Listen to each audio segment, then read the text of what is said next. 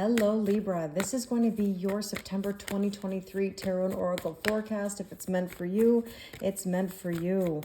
Okay, the month of September is definitely an interesting one. As I'm filming this today, Venus is going direct. Man, it feels like Venus has been in retrograde forever. And Venus is all about relationships, love, money, self-worth, self-value, and self-respect. So if you've been feeling restricted, now you're going to feel a little bit of motion that is much more comfortable.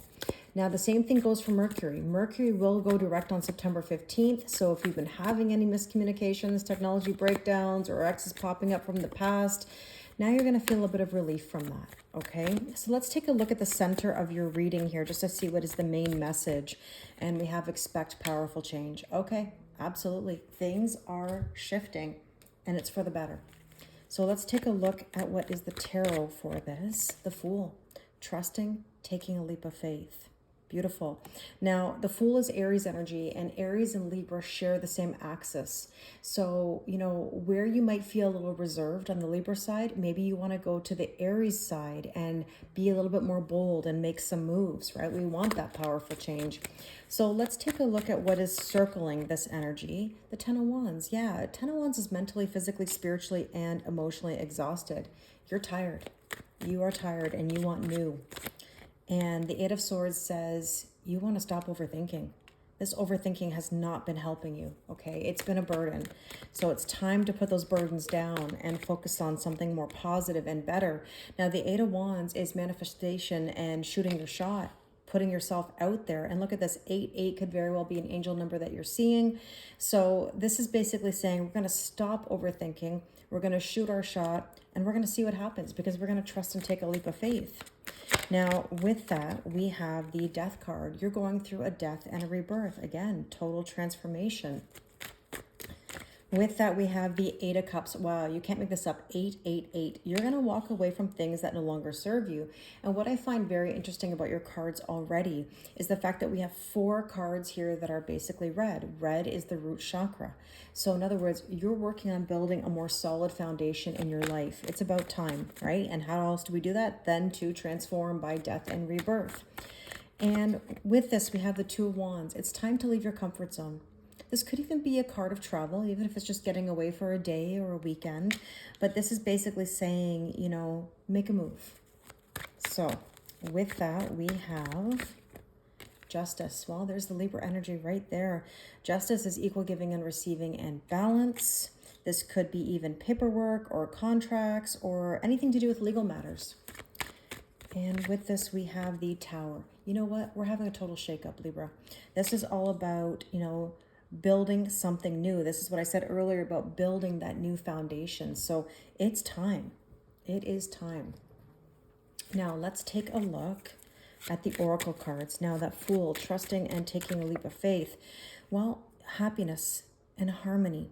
It could even be reconciliation if you're taking a leap on the relationship front, but just make sure that they're coming correct and that you're coming correct. But essentially, you're going towards your happiness. You want to be happy. Right? If you've been feeling stressed or burdened, again, we got to let that go. Yeah, we have to follow our heart. So, this is about overcoming difficulties, being heart-centered, and having the self-esteem, that Venus, right? Self-love, self-value, and self-respect. And the Eight of Swords here, which is the illusion of mental entrapment, you might be thinking about your finances or might even be questioning, do I have everything I need to push myself forward? Well, you'll never know unless you try. Eight of Wands, shooting your shot. Trust yourself. Believe in your power. You are resilient. You've been through a lot and you're going to be okay. Now this death and rebirth here. Yeah, the rabbits, brand new beginning. There you go. You have a desire for something new. And that Eight of Cups, walking away from things that no longer serve you. You know what you're doing? You're lifting out of negativity. No more negative energy. You're over it. Okay? Now the Two of Wands here, leaving the comfort zone. Yeah, you're going to take off the mask. Or somebody is around you. We need the authenticity.